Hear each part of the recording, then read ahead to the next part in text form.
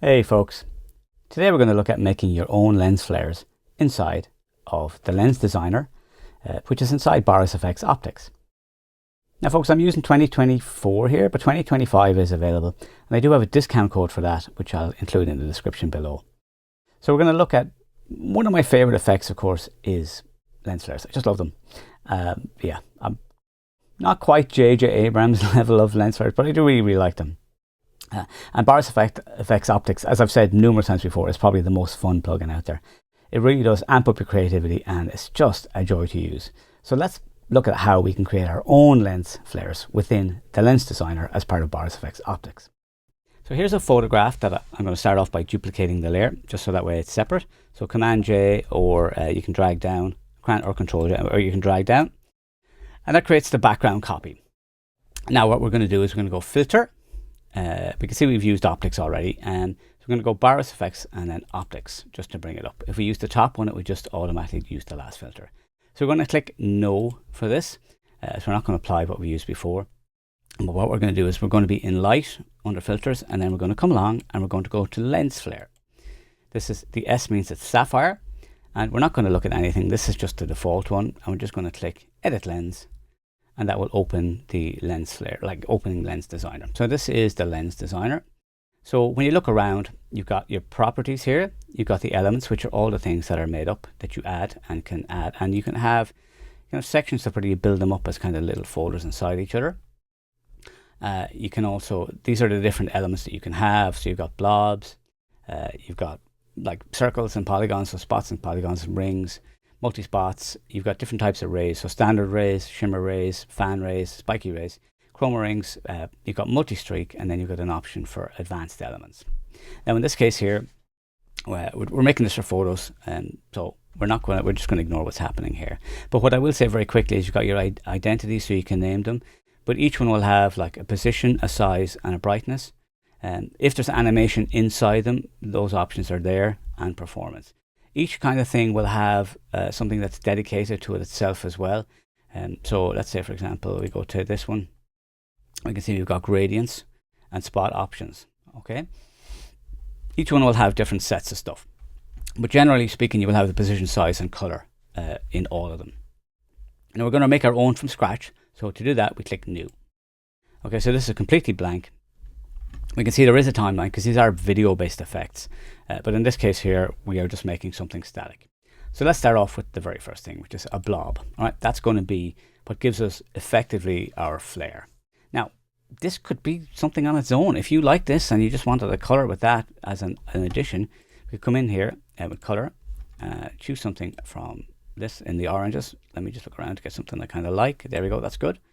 Okay. And you could just use that, and that could be usable for creating flares and just having stuff come from the edges. And it looks really, really nice in a lot of photos, and it's actually one of my favorite effects to do. So what we're going to do is we're going to add more to it just so that we can have a look at what's going on as well. So let's add a ring, and like the ring like that doesn't look great. It does need a bit of work. Now obviously if we wanted, we could name these, but we're not going to do that. We're just going to come in, we're going to kind of go from a little bit more orange, so it's a bit deeper, and click OK. Now, I have to remember that I'm Irish and I talk fast, so I should really slow down a bit. So I'm going to change the size of it. So I want it to be much larger. So I come into the size section. As we mentioned, position, size, color, and brightness. So I'm going to make this a lot larger. So it's away from the center. Now, I don't want it to be so defined. It's very, very defined there. So we can change the way the gradients work by moving around here. And then we can come down here and we can blur the gradient a lot. And that kind of reduces it a little bit. So you can change the thickness of the ring, you can repeat the gradient and this gradient spacing, and all of these aspects can be changed. All right, we can go down to the ring options. So you've got two. You can have a circle, or you could have a polygon. In this case here, I think it looks more natural as a polygon, and we're going to go with the polygon.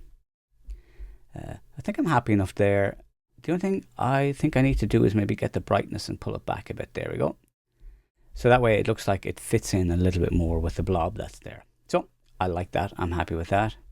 Potentially, we could drag this, I think there. Can we do that? Is that how we do that? Oh, no, here. Sorry, we could create a folder there. I'm not going to do that, actually. Right, so what we're going to do is, the next thing I'm going to do is we're going to have a multi-spot. Okay, so the multi-spot will literally create a set of spots Now I do want these to be a bit further away, so positionally we can move them here, and so they're away from the main element. I think they should be a bit larger than that. Right, what does the stretch do? Oh yeah, the stretch is actually working there, so that way they get a different shape as they move. Now, what's the ring? So these are kind of rings, and yeah, let's leave them as rings. And the gradient is only really affecting the edges as much. How long do we want that to be? Okay, there we go. I'm kind of liking that. Okay. Again, we should go in and grab a color. And the reason we're going to grab a color center, so I'm going to bring it more into the orange and red. The reason for that is because you do have options here for the spacing and the hue. So if we come down here, let me click OK here on this. Sometimes if you're trying to do this, you'll realize, oh, I still have the color picker open. Okay, so there are 4 of them. So if you wanted, you could have 5 of them, or 8 of them, or however many you wanted. So let's stick in 5 here. And I'm just going to check my cable here for a second. So 5 there. And now what I want to do is I want to go with the hue. So you can change the way the hue changes. So you can have as much hue change as you want. I think that is enough for me. And you can also have them rotate a little bit so they're not exactly the same as well. And you can vary the spacing as well. So you can get them a bit more spread out if you want. Now where's the spread? Let's make the spread large and vary the spacing and the spread. Okay, so they move out quite substantially. Angle. Okay, yeah, no, let's leave that at that. We don't want it because that looks kind of weird. So some of these, it's a matter of playing with them to find out what they do to get the look that you want. The great thing is you do learn very quickly what they do. Right, so let's add some rays. So let's just go for some standard rays. Actually, let's go and show you what the different rays look like. So that is what this particular ray would look like. Just click delete here. This is a shimmer ray. Get rid of that. These are the fan rays. And these are the spiky rays. Okay. Now in this case here, I'm just going to go with standard rays. Okay. Color again is very important in this because we're trying to keep that warm color tone just for this particular one. Actually, well, you know, in fairness, let's have a look around. Yeah, no, I think we need that kind of warmth. Okay. And so the options here, so we've got position, size, rotation, all of that stuff. If you come down here, we have 3 rays. So basically, it's a mirror array, jitter angles. So that's the angles that they are coming off at. So they don't have to be like at an exact angle, but that's not bad to be honest with you. You can have the thickness. So how thick are they? So I'm going to go quite thick. How streaky are they? So there's your streakiness, and streak frequency you can change as well. All right. Now in this case here, I'm kind of looking for a little bit more detail. Okay. All right, and then the brightness is very bright, so I just want to pull it back so it's kind of subtle. And I'm kind of tempted to, yeah, make it a bit larger and not as bright. Okay, again, just for subtleness here in this. I might even bring up, actually, let's bring this up. Let's see what it looks like with 6. Double the number, so that'll make it 12 in total. Okay, yeah, cool, I like that. Yeah, and then the jitter, we can change the jitter again if it'll let me. Stick it 0 to start with, and then we can move it from there, hopefully.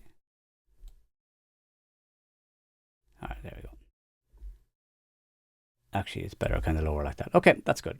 Now, this is the point of this as well, is that you can get a bit of learning done as well and just figure out what's going on with it. Okay, so let's say you're happy with what you've done there. Now, we could obviously add more little bits of spots and change the size and the colors and put them wherever we like. But let's go to, we're just showing the basic process. So what we're going to do here is now we're going to save this. Okay, and we're going to call this streak warm.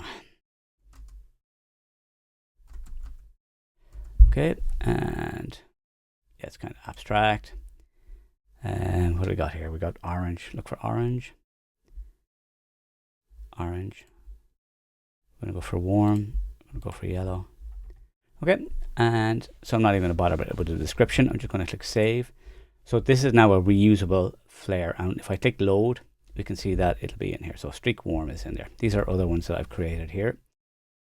So what we're going to do is we're going to go and click OK, and all of this will then be transferred back into Optics as we see here. Now, to use this again at the moment, we'd have to go to Edit Lens, Load, and we don't want to do that. So what can we do? Well, we can create a preset, and that will then load this lens. Now, to do that, you would think, okay, we go to presets. Well, no, it's actually not presets. It's actually in the parameter section. You come in here to the top, and you can see here we got this little icon that looks like a page turn.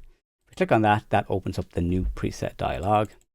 And I'm just going to call this streak warm. Well, I'm going to spell it correctly first. All right, and yeah, I'm just going to, I'll just put in warm as a tag. I click OK. So that is now saved as a preset. Of course, we can play around here and just have it come in from the edges, which is, I wouldn't normally necessarily use it directly in the shot. If I'm using it, I would kind of play around and have it do things. So I could make it large. And then let's make this smaller here. So we have more options to get this off. And that could just be kind of coming in from the edges here. Then we can decide how much and where the spots want to be in the shot. So you don't have to use the whole lot as you're doing it, but it just gives you the options to get things in there. Right, and if I click apply now at this point, this will now save back into Photoshop. And then in Photoshop, you can change the opacity obviously on the layer inside of Optics, but it also gives you an option to do it here afterwards if you like, inside of Photoshop itself. So folks, as you can see here, that is how you use the Lens Designer. Now I've only touched the surface there because I could spend probably the guts of an hour and do a full long tutorial about that. But I'm sure that you'll be like, no, you know, an hour would take the fun away. So I think the 10 minutes is enough to just, give you the idea of what you can do with it, and then go play with it. Literally go play with it, because it is that much fun.